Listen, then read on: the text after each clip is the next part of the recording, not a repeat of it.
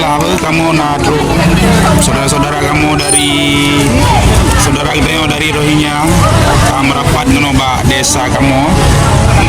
Kagak bantu le warga, kagak juga baje-baje. Bertempat di desa Mentang Pasi insyaallah. Alhamdulillah runyona le 26 ro. Le bayi nganurina ngana le ragam. Le bayi nganurina. Tiba-tiba le sebuah ka merapat menoba kamu.